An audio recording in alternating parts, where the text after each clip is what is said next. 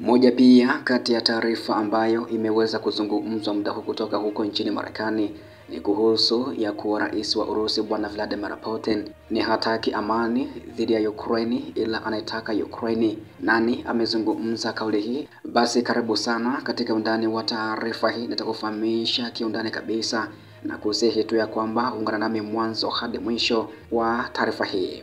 Makamu wa zamani wa rais kutoka nchini Marekani anayefahamika kama Mike Pence amezungumzia msimamo wa ikulu ya White House kuhusu vita vya Ukraine, akisema ya kuwa hatua zake zimeipa Urusi tu ujasiri licha ya juhudi za kuleta usitishaji vita baina mwa nchi hizo. Alisema ya kuwa ikiwa miaka mitatu iliyopita inawafundisha chochote ni ya kwamba rais wa Urusi Vladimir Putin hataki amani ila anaitaka Ukraine. Alisema ana ukweli ya kwamba sasa wanakaribia miezi miwili kufuatia makubaliano ya kusitisha mapigano ambayo Ukraine imekubali na Urusi inaendelea kuchelewesha na kutoa visingizio, bado inathibitisha hatua hiyo ya kuwa haiko tayari kufanya amani baina mwa Ukraine. Kiongozi huyo aliweza kusema hivyo.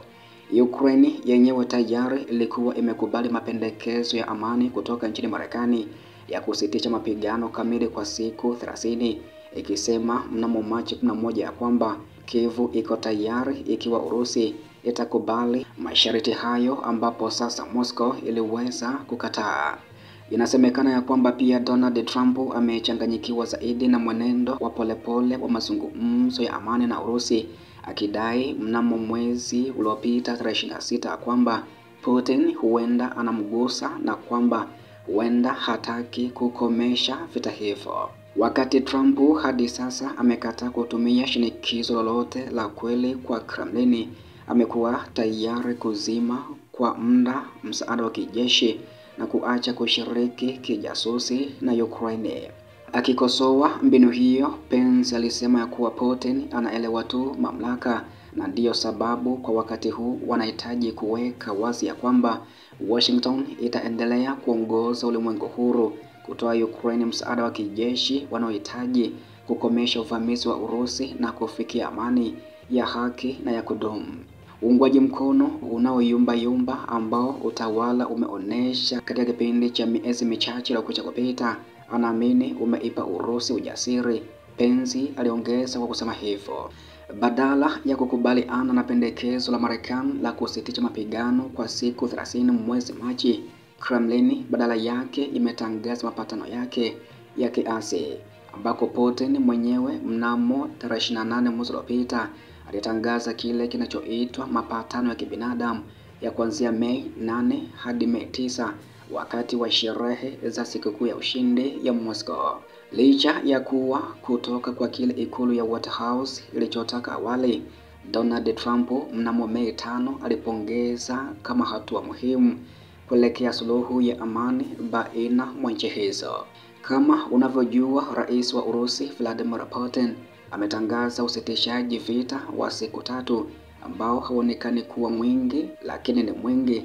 Ikiwa unajua tulipoanzia, Trump aliwaambia waandishi wa habari katika mkutano katika ofisi ya Oval.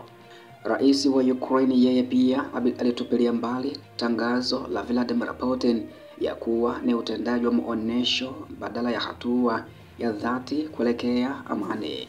Katika mahojiano yake na CNN, Pence pia alisema, akionya juu ya matokeo ya muda mrefu ya kutopatikana kwa amani ya haki nchini Ukraine. Hiyo sio tu kuhusu Ukraine kwake, kwa kweli anaamini ya kwamba ikiwa Vladimir Putin atashinda Ukraine ni suala la muda tu kabla kuvuka mpaka ambapo wanaume na wanawake wao waliovaa sare watalazimika kwenda kupigana naye.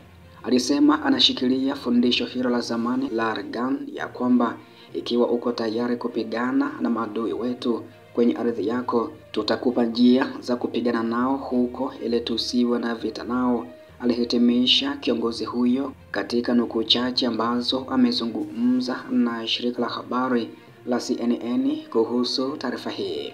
Wakati pia hayo yakijili au pia wakati ikiripotiwa ya kwamba rais wa Urusi Vladimir Putin hayuko tayari kwa amani, ila anataka Ukraine nzima. Taarifa nyingine ambayo imeripotiwa ni ya kuwa Ukraine imeendelea kushambulia mji mkuu wa Moscow huko nchini Urusi kuelekea sikukuu ya ushindi katika nchi hiyo, ambako usiku wa kuamkia leo, yani usiku ambao umekwisha kupita, Urusi iliweza kunasa ndege zisizo na rubani takriban 19 zikielekea mji mkuu wa Moscow usiku kucha wa Mei 5, Mei 6. Meya kutoka mji huo wa Moscow anayefahamika kama Sergei Sobyanin ameweza kuripoti hivyo.